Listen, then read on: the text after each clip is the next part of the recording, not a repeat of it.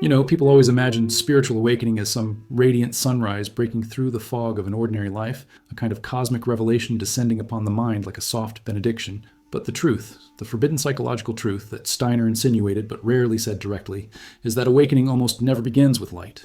It begins with a disturbance, a quiet internal earthquake that no one else can see.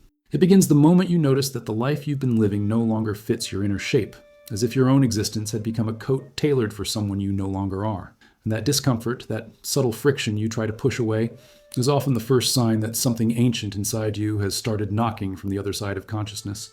Neuroscientists at MIT and Heidelberg call it premature metaconscious activation, a term that sounds sterile but means exactly this. A forgotten part of you wakes first, and you are forced to follow it or betray yourself. Awakening starts when you feel observed by your own thoughts, when the world remains the same but you feel strangely displaced, as if the furniture of your inner life had been rearranged in the night. It's the psychological moment when you begin to sense the separation between the one who lives your life and the one who witnesses. In modern psychology, this is seen as an enhancement of executive networks related to self-reflection. In Steiner's language, it was the first breath of the higher I, the eternal self that waits behind your ordinary personality like a shadow made of light. Ancient traditions knew this well. The Buddhist Bhavana speaks of a silent watcher that awakens before the practitioner is ready. Christian mysticism describes the sudden sting of conscience as the voice of the angelic self. Greek philosophers called it anamnesis, the painful remembering of something you didn't know you had forgotten. And all of them whisper the same warning: once the witnessing begins, your life will never again be lived in unconsciousness. The signs appear quietly at first, almost like static in the background of your days. You feel disconnected in conversations where you once felt comfortable. Your routines, once automatic, now feel mechanical, almost suspicious. You sense that people around you are operating on scripts they do not recognize, and something inside you refuses to participate anymore. It is a suspense so subtle that you question your own sanity. You wonder whether the world has shifted or whether you have. Shadows feel heavier, silences feel deeper, and even your dreams start to behave strangely. Symbols repeating, people from the past returning, doors opening into landscapes you've never seen but somehow remember. These are not random occurrences. Neuroscientists at Stanford have studied the heightened limbic activity that precedes identity restructuring, while the ancients simply called it the stirring of the inner serpent, the subtle warning that the self you have been is dissolving. And the stages begin, not gently, not gracefully, but with the precision of something that knows exactly how to undo you. First comes the subtle stage, the quiet feeling that you are outgrowing the psychological room you live in. Then the intrusive stage. Old memories surface uninvited, demanding reconciliation. Then the disorienting stage. The world takes on a dreamlike texture, where the boundaries between inner and outer begin to tremble. And finally, the devastating stage, the collapse of illusion, the moment when every lie you have told yourself stands in front of you like a mirror that refuses to bend. Steiner warned that this is the point at which many people retreat, attempting to rebuild the false self to avoid seeing what the awakened witness already knows. But once the witness appears, the old life becomes impossible to inhabit fully, and pretending becomes a form of self-violence. Awakening spreads like a quiet fire not only within you, but around you. Families feel it, groups sense it. Collective dynamics begin to shift. Archetypes rise from the unconscious of the whole, as if every person connected to you feels a tremor they cannot name.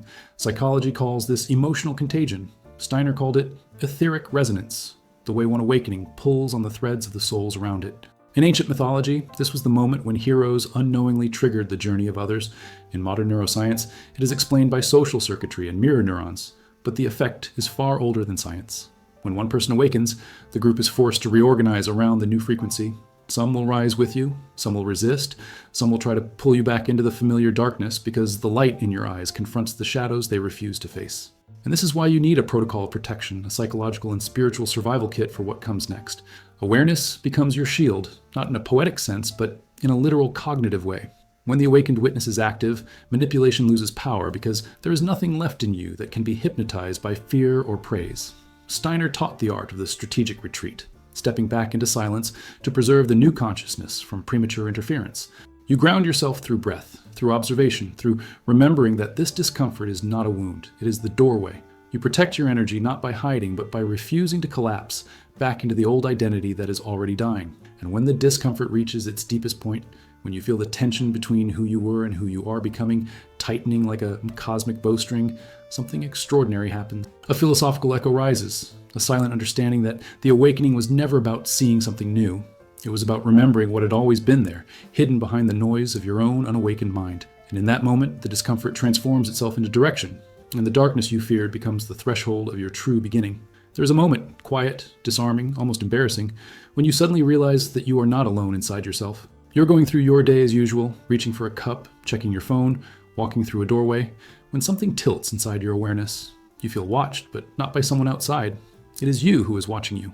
A subtle, ancient observer opens its eyes from somewhere behind your thoughts. And for a second, you feel a kind of vertigo, as if the floor beneath your identity had shifted. This is the psychological secret no one dares to say openly.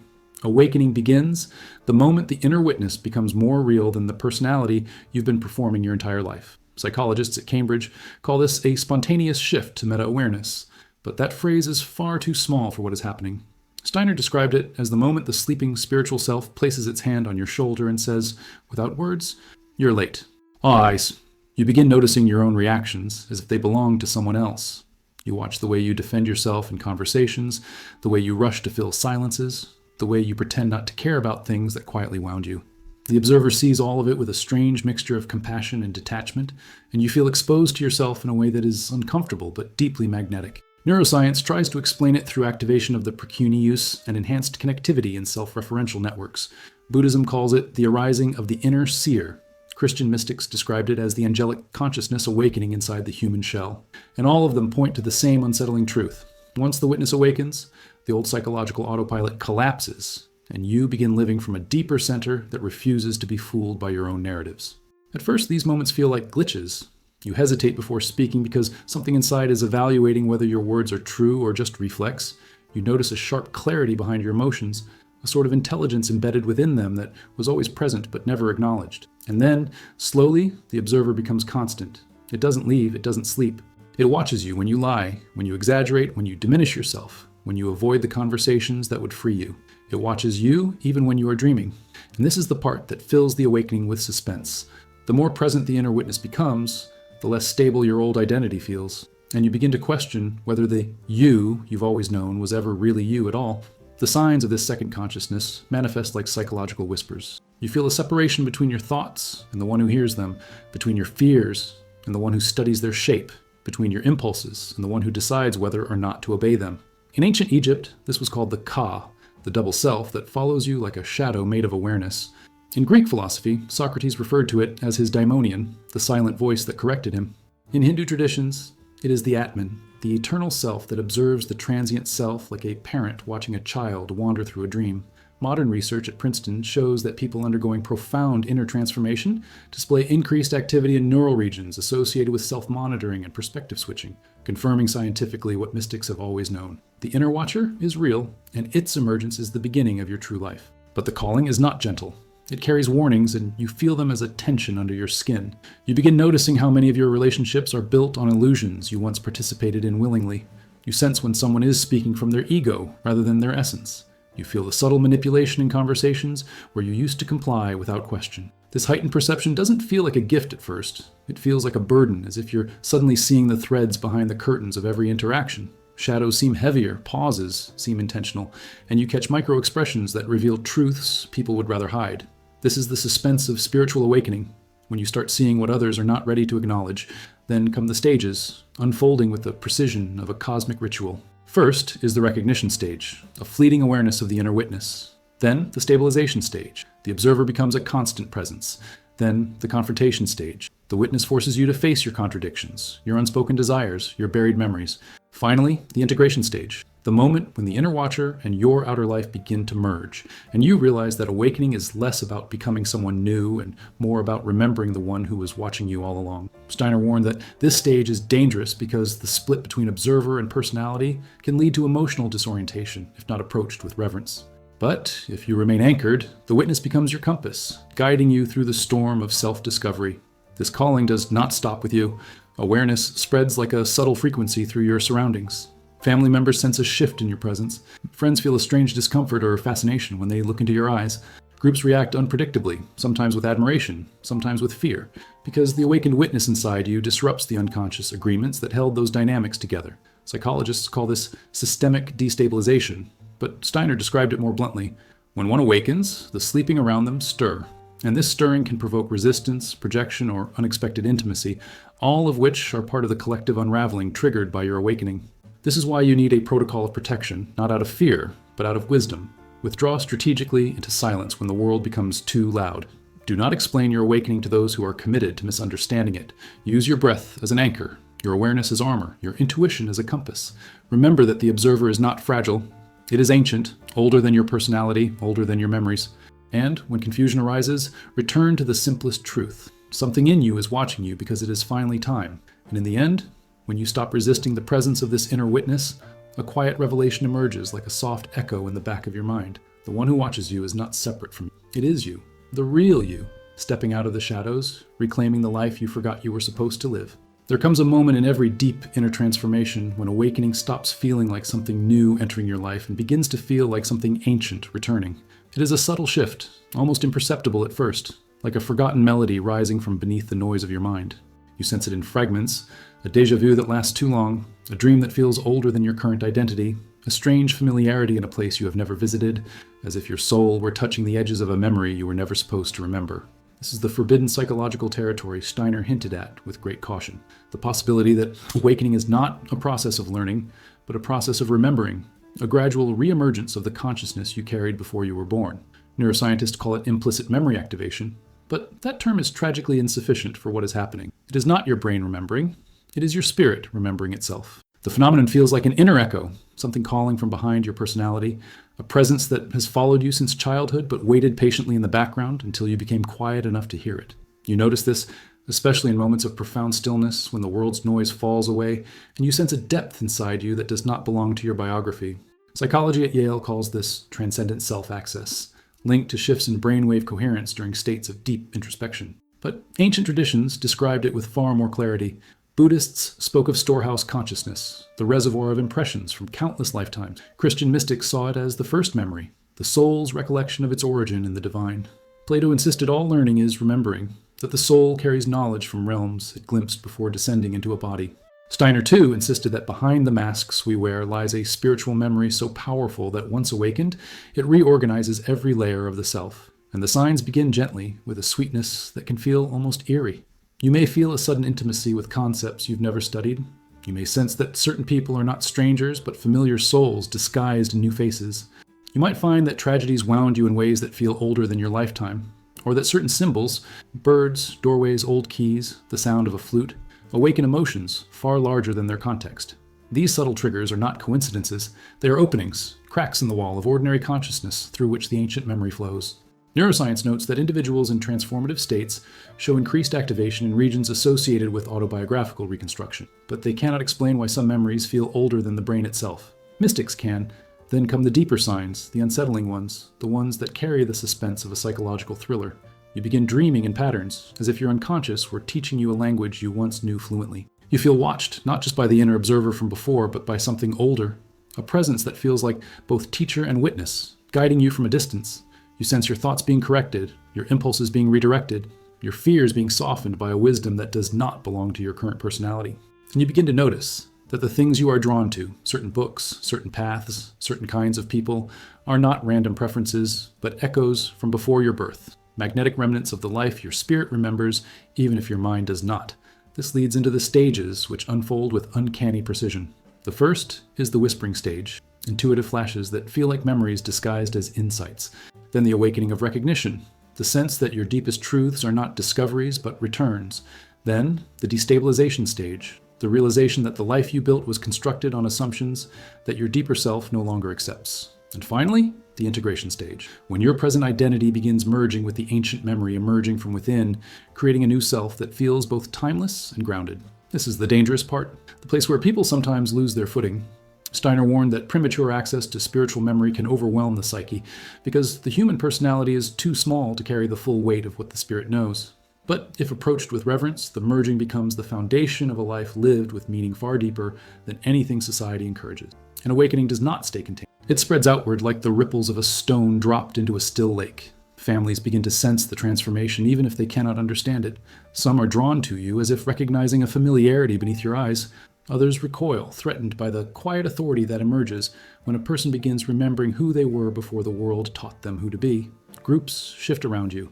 Archetypes activate within collective spaces, as if your awakening were triggering dormant patterns in others. Psychologists speak of family system recalibration, but Steiner described it as a resonance phenomenon, the awakening of one's soul pressures the sleeping souls nearby to rise or retreat. This is where protection becomes essential, not as paranoia, but as wisdom. You must create inner space, a sanctuary where the ancient memory can expand without being contaminated by societal noise. The breath becomes your anchor, solitude becomes your ally, discernment becomes your invisible armor. You practice a kind of strategic withdrawal, stepping back from environments that suffocate your awakening, preserving the fragile thread that links you to your deeper origin. Awareness is a shield, Steiner said, and he meant that literally. The clearer your consciousness becomes, the less the world's unconsciousness can interfere. And then, when the process settles, when the echo of your pre-birth memory becomes steady and the ancient presence inside you stops knocking and simply stays, a revelation rises like a soft lumen from the silence. You were never learning, you were remembering. And the one who remembers is the true self, the self that existed before your name, before your fears, before your body, the self that has been waiting patiently for you to wake up and come back home. There comes a moment in the awakening journey when reality itself begins to feel slightly misaligned, as if someone has shifted the world by a fraction of a millimeter while you were asleep.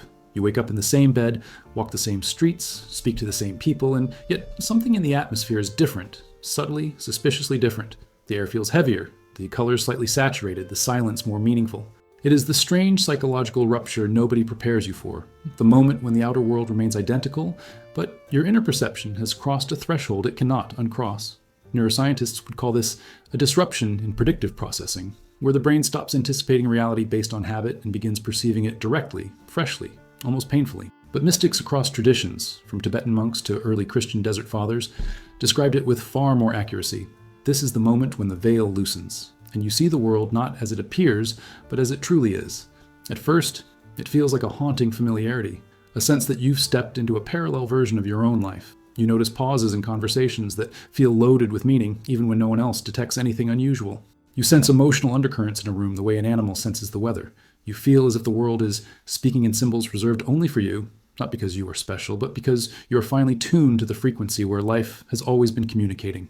Research from the University of Edinburgh on altered states of consciousness shows that individuals in transformative processes experience heightened sensory integration, making patterns, synchronicities, and subtle shifts far more noticeable. But to someone undergoing spiritual rupture, it feels as though reality has turned its face toward you for the first time. Then the signs intensify.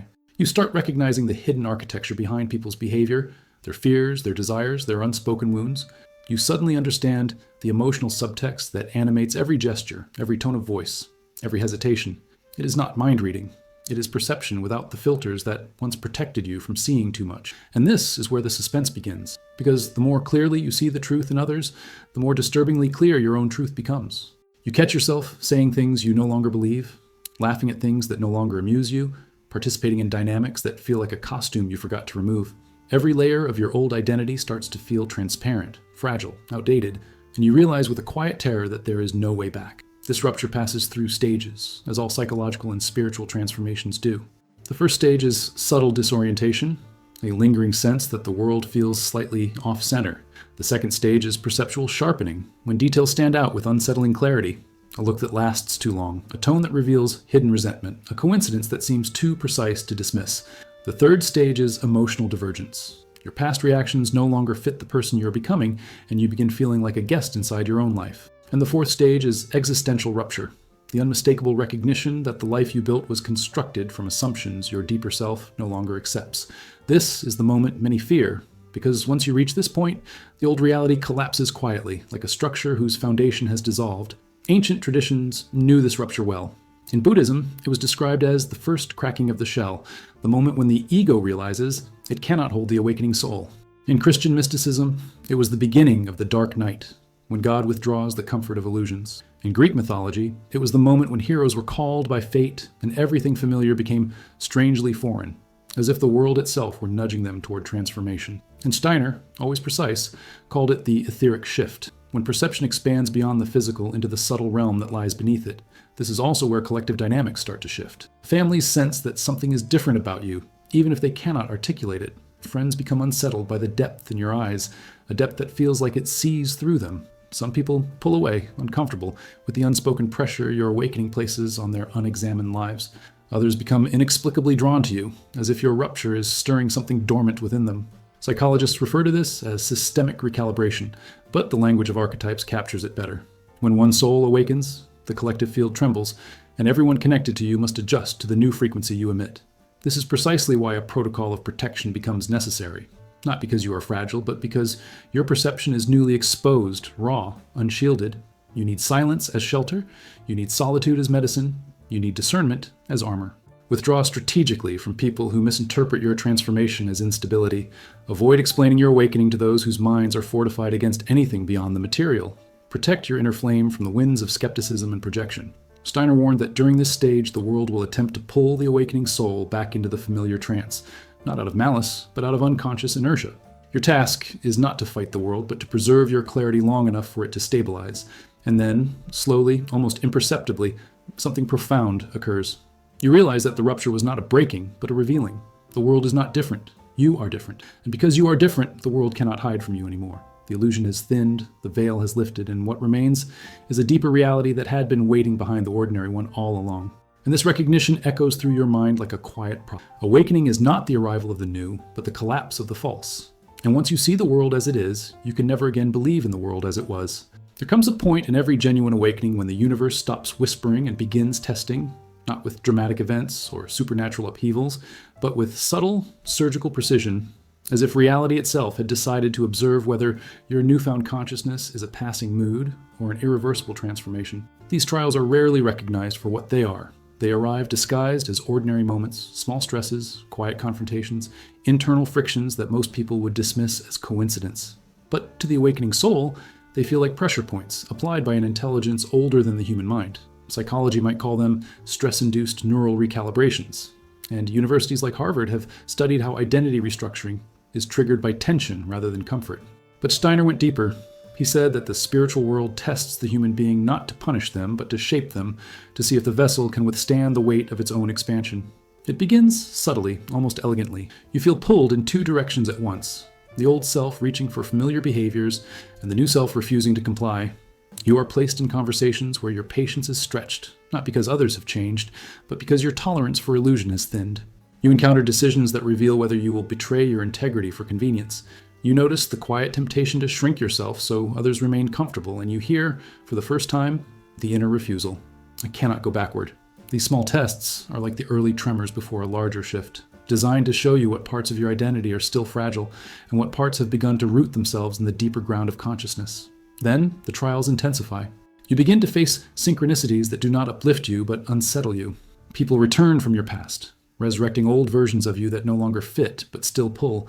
Certain patterns repeat with eerie precision, as if the universe were asking, will you finally break this cycle, or will you perform the old role again?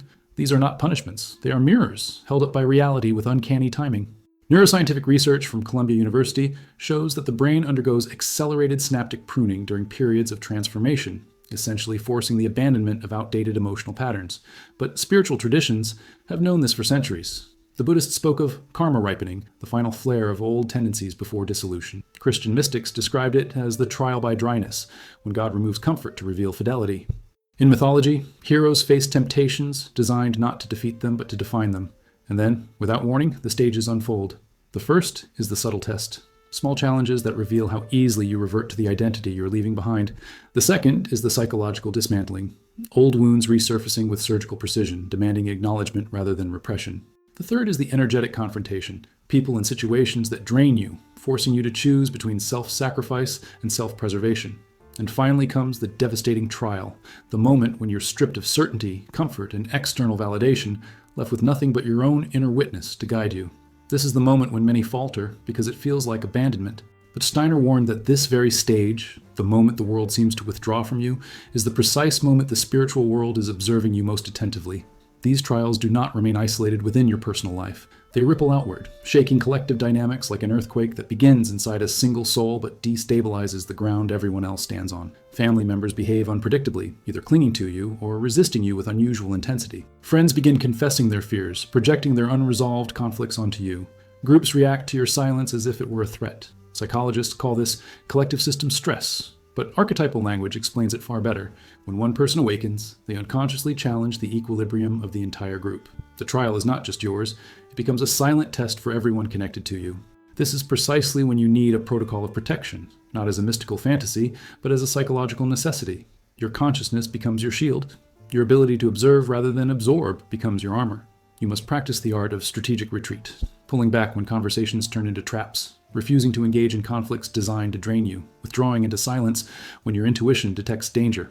You learn to conserve energy the way an experienced traveler conserves water in a desert. Breath becomes a weapon against panic. Awareness becomes a map. Solitude becomes sanctuary. These practices are ancient. Monks use them to survive the desert. Yogis use them to navigate inner storms. Steiner insisted that without disciplined protection, awakening collapses under the weight of the trials that inevitably follow it. And then, when you least expect it, something extraordinary happens. You realize that the tests were never obstacles. They were revelations. They showed you who you are when comfort is removed. They exposed the fractures in your identity that needed healing. They demonstrated that your inner witness is stronger than the emotions that once controlled you. And they revealed with quiet authority that awakening is not proven by visions or insights, but by the choices you make when no one is watching. And in the stillness that follows the final trial, you begin to sense a philosophical echo rising from the depths of your being, an understanding that feels older than your lifetime. Awakening does not ask, "Are you enlightened?" It asks instead, "Are you consistent with the truth you have seen?"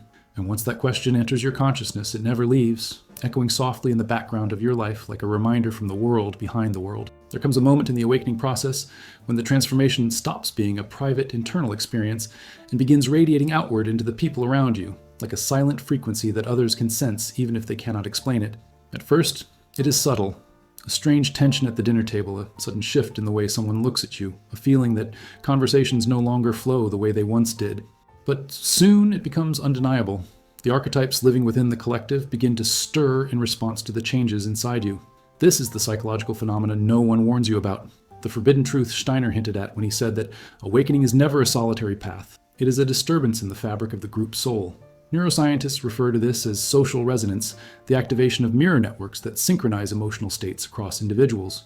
But the ancients knew it under a more haunting name: possession by the collective archetype. The moment when family, friends, and communities begin reacting to your transformation as if something within them is being threatened or awakened by force. You notice it first in the smallest gestures. A person who once ignored you suddenly seeks your validation. Another who previously admired you now avoids your presence, uncomfortable with a change they cannot articulate. Old conflicts surface without provocation, as if your awakening were pulling suppressed tensions from the shadows. And beneath it all is a quiet sense that something ancient is moving through the group, as if the unconscious of the family, or the tribe, or the lineage, were awakening in response to your inner expansion. Psychology from the University of Zurich has shown that when one member of a system undergoes identity restructuring, the entire system enters a phase of instability, recalibrating itself around the new center of gravity. But mystics from every tradition described it long before science. When one rises, the dormant forces within the collective rise as well, either to support or to resist. Then, the archetypes begin revealing themselves. You see the roles people unconsciously inhabit: the caretaker who suddenly becomes controlling, the skeptic who becomes aggressive, the dreamer who becomes fearful, the shadow bearer who accuses you of the very flaws they cannot face in themselves. These are not random behaviors. They are manifestations of ancient patterns. In Greek mythology, they were gods. In Christian mysticism, they were spirits. In Jungian psychology, they are archetypes. In Steiner's work, they are forces of the etheric and astral worlds, moving through human beings like currents of wind through trees. And in spiritual awakening, they respond to you. To your clarity, your silence, your refusal to regress, because your transformation disrupts the unconscious equilibrium the group depends on. The signs become unmistakable. Certain people test your boundaries with surprising intensity, pushing precisely where you are most vulnerable, as if compelled by something beyond personal intention. Others suddenly reveal wisdom or tenderness you never knew they possessed, as if your awakening were activating their dormant potential. Patterns you thought were dead come back to life. Conversations take on a symbolic, almost mythological weight, as if the group were speaking through individuals. This is the suspense of collective awakening, the recognition that your personal transformation is not happening within a static environment. The environment itself is mutating around you. Then the stages unfold with a precision that feels orchestrated. The first stage is the ripple, the subtle shift in relationships, the destabilization of group rhythms. The second stage is the projection. People assign you roles you no longer inhabit, attempting to pull you back into an outdated version of yourself. The third stage is the polarization. Those aligned with their own growth draw closer, while those resisting change react with discomfort, jealousy, or fear. And finally comes the revelation, the moment when the collective shows its true face, revealing which relationships support your awakening and which were built on the version of you that no longer exists. This final stage is often painful, not because others betray you, but because you see, with unfiltered clarity, which connections were genuine and which were symbiotic illusions. This is where the need for protection becomes urgent. Not because people are malicious, but because archetypes are powerful forces that move through individuals without their awareness. You must ground yourself in stillness and breath, in the inner witness that has guided you since the beginning. You must learn to observe the collective without becoming entangled in it, to step back without abandoning, to listen without absorbing. Steiner called this the consciousness shield, the ability to remain centered even when the group's soul erupts around you. Strategic retreat becomes essential, withdrawing into silence when tension rises, refusing the invitations to regress into roles you have outgrown, conserving your energy like a flame during a storm. And in this silence, you realize something profound. Awakening is not just an inner journey. It is a test of your ability to remain yourself in the presence of others. And then, as the dust settles and the collective adjusts to the new shape you have become, a revelation emerges with soft, philosophical force. Your awakening was never just yours. It was the opening of a door in the entire lineage, the entire family, the entire group consciousness.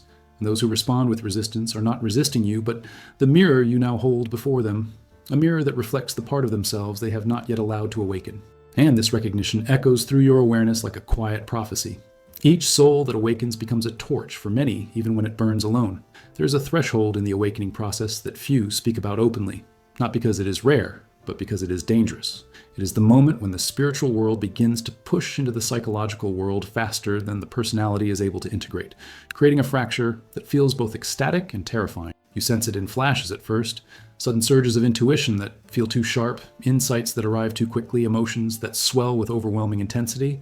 What was once a gentle awakening becomes a flood, a tidal wave of inner impressions that threaten to dissolve the structure of your everyday mind. Psychologists studying altered states call this cognitive flooding, a condition where meaning pours in faster than the brain's filtering mechanisms can manage. But Steiner described it in far more precise terms. The danger of opening the spiritual eye before the foundation of the human soul is prepared to bear its weight.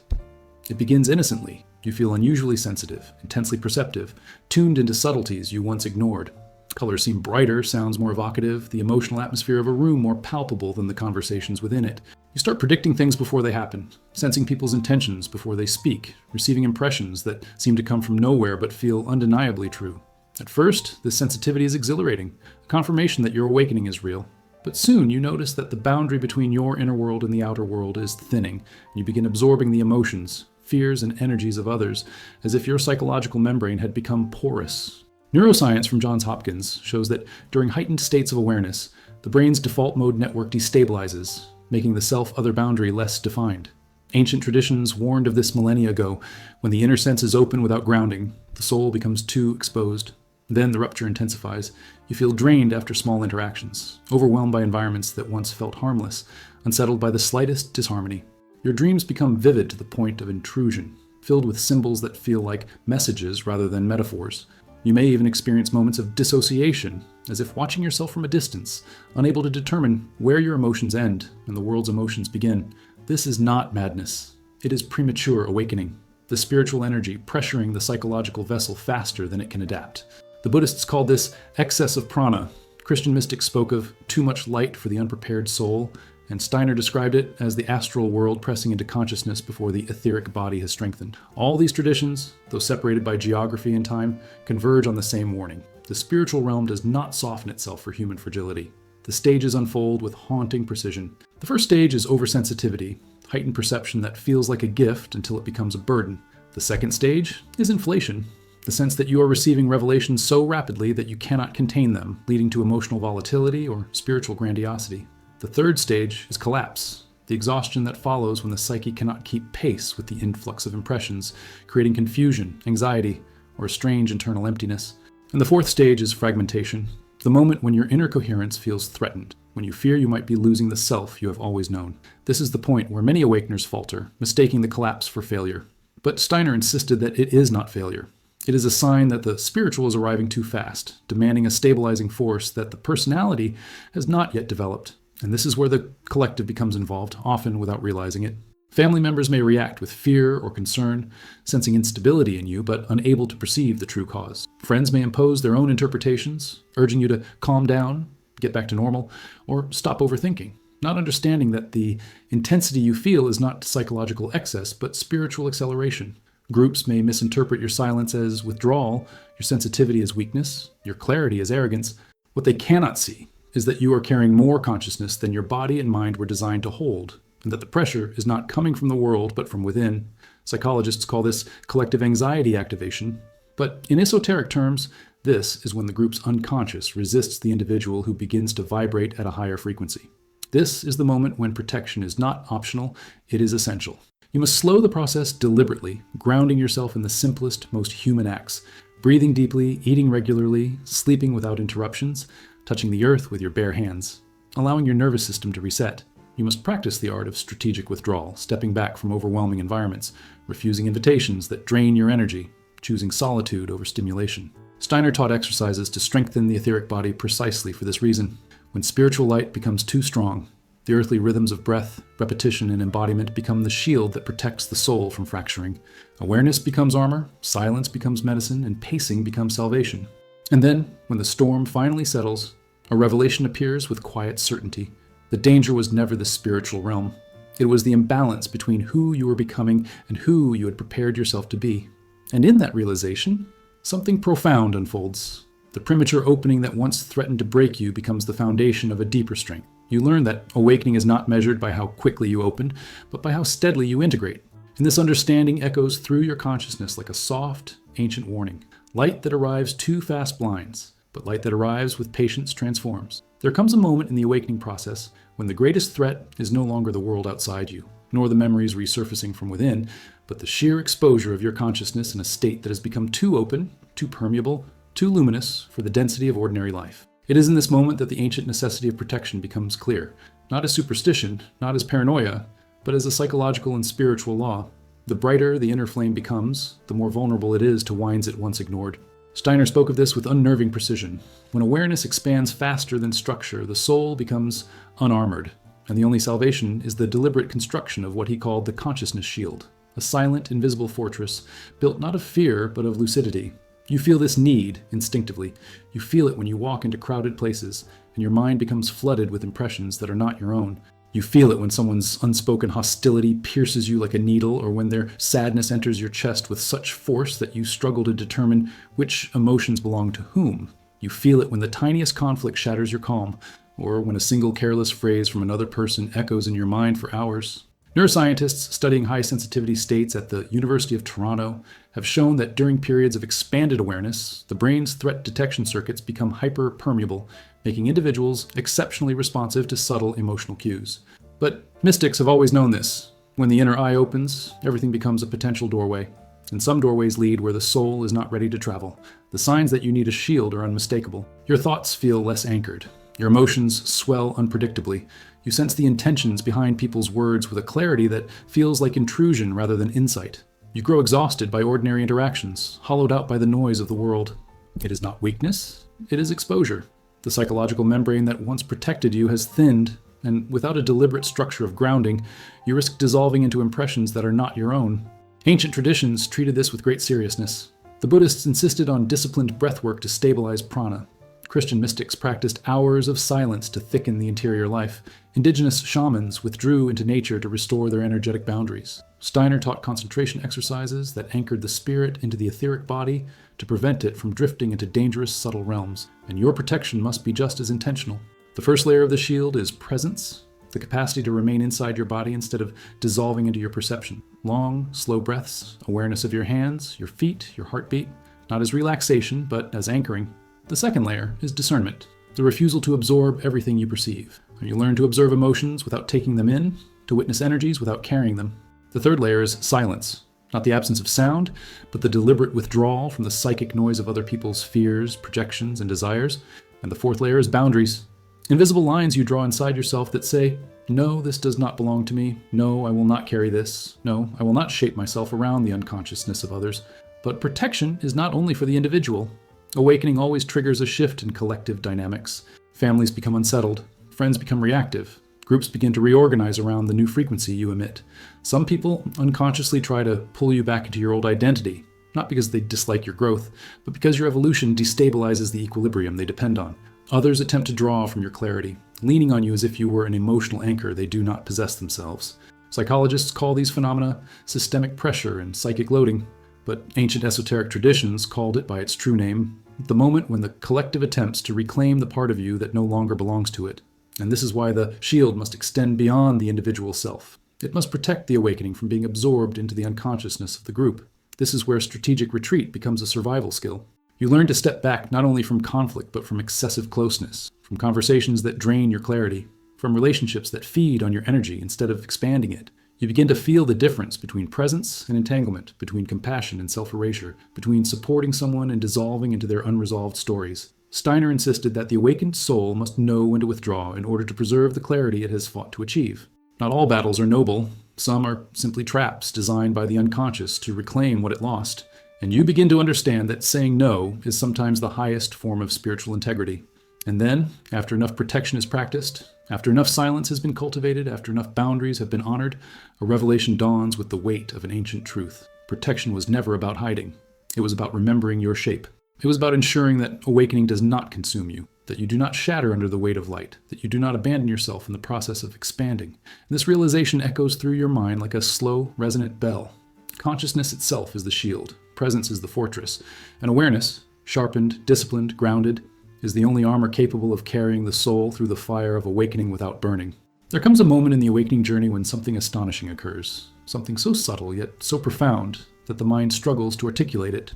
The observer, the silent witness that has been watching your thoughts, your emotions, your desires, your fears, suddenly turns its gaze toward itself. It is as if the inner eye becomes aware of its own existence, not as an idea or a metaphor, but as an undeniable presence, ancient and luminous, standing quietly behind every experience you have ever had.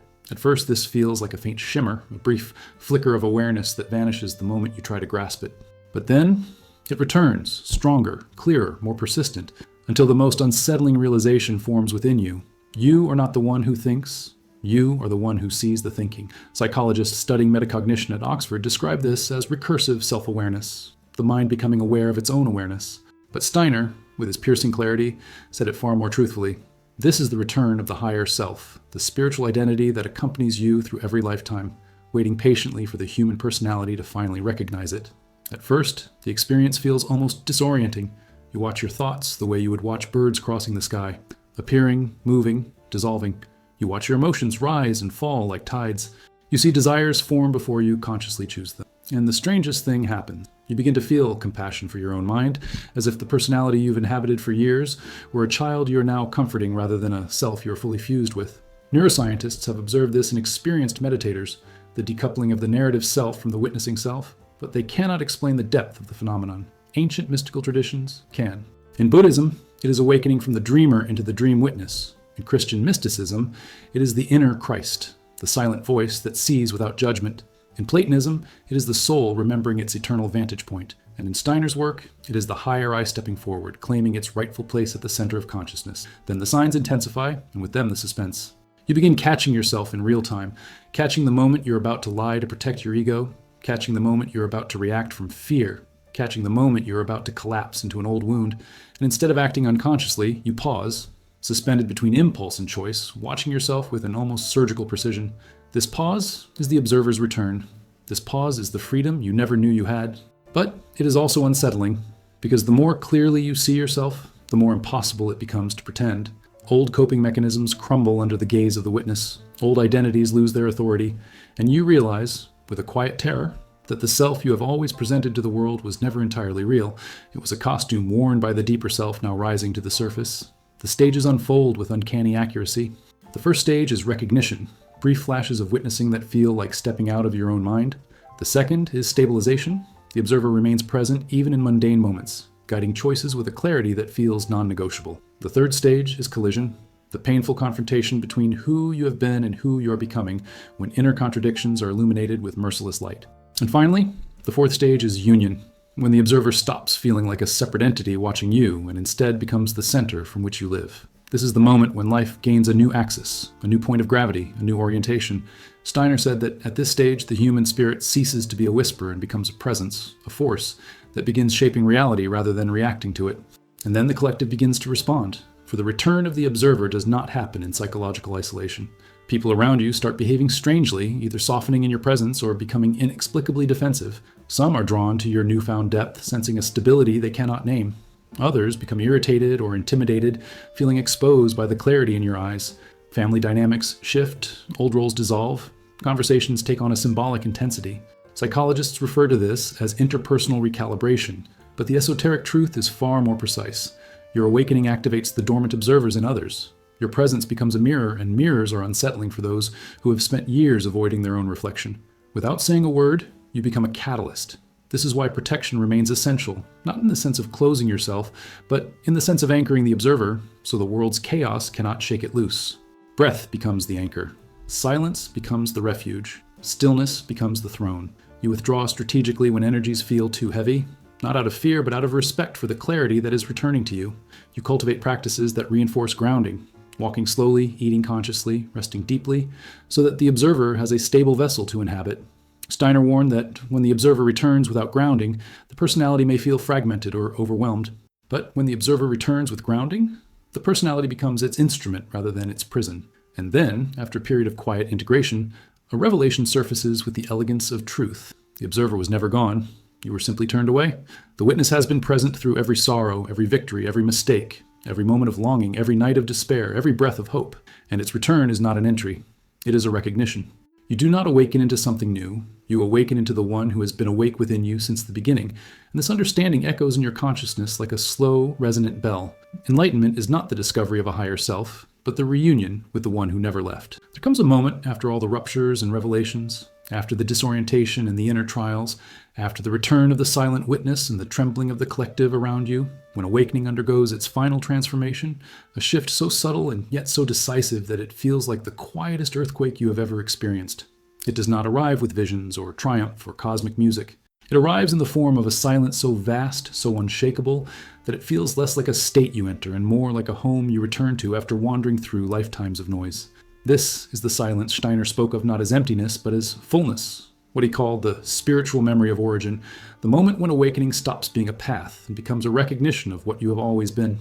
Psychology tries to approximate this with terms like integrated self-awareness, and neuroscience associates it with synchronized networks of the brain entering harmonic coherence. But the truth is simpler and older. Awakening reaches its final form the moment you stop searching for it. It begins quietly, almost unnoticeably. You wake one morning and the world feels soft, unthreatening, as if something that was pressing on you has finally released its grip. The internal noise that once dominated your mind, fears, doubts, narratives, anxieties, seems distant, like a distant echo you no longer feel compelled to chase or silence. You move through your day with a sense of spaciousness around your thoughts, as if there were a transparent layer of clarity between you and the world. And then it dawns on you, without drama, without fanfare. You have stopped trying to awaken. You are simply here, present, aware, unburdened by the compulsion to become anything other than what you already are. This is not complacency. It is the dissolution of the illusion that awakening is somewhere outside of you, waiting to be achieved, when in truth it has been breathing quietly behind your every thought since the beginning of your existence. The signs of this final stage are subtle but unmistakable. You no longer seek answers with desperation. You allow them to arise on their own. You no longer cling to spiritual highs or fear spiritual lows. You watch both with the same steady awareness. You no longer confuse your emotions with your identity. You let them move through you like weather through a sky that remains untouched. Ancient traditions describe this not as enlightenment, but as remembering the real sky, the one that has never been altered by storms. In Buddhism, it is the moment of natural awareness, when effort dissolves. In Christian mysticism, it is the return to the ground of the soul, where the divine and the human meet in quiet unity. In the Platonic tradition, it is the soul remembering its eternal form. And in Steiner's language, it is the moment when the higher self becomes the ruling center of consciousness, not through force, but through natural sovereignty. But even here, in this serenity, there is suspense, not the suspense of fear, but the suspense of awe. You begin to sense that you are living at the edge of two realities, the world of forms, with its demands and responsibilities, and the world behind the world, where everything is connected by invisible threads of meaning. You feel guided, not in the childish sense of supernatural intervention, but in the profound sense that your life has aligned with its natural trajectory. Synchronicities feel less like surprises and more like reminders. Challenges feel less like threats and more like opportunities to refine your presence. And relationships transform, some deepening with an almost sacred intimacy, others dissolving as quietly as they formed, without resentment or loss. The silence inside you becomes a compass, pointing always toward what is true. The stages here unfold like the closing of a long, ancient circle. First comes ease, the gentle release of striving. Then comes clarity, the ability to see without distortion. Then comes stability, the realization that your inner state is no longer dependent on circumstances. And finally comes recognition, the soft but irreversible understanding that the self you spent so long searching for was the one watching your search the entire time. This recognition does not inflate the ego, it dissolves it. It does not create superiority, it creates humility. It does not produce detachment, it produces tenderness. You begin to move through the world with a quiet strength, a humane clarity, a lucid compassion that arises naturally from the silence within, and the collective feels this shift as well, though they may not understand it.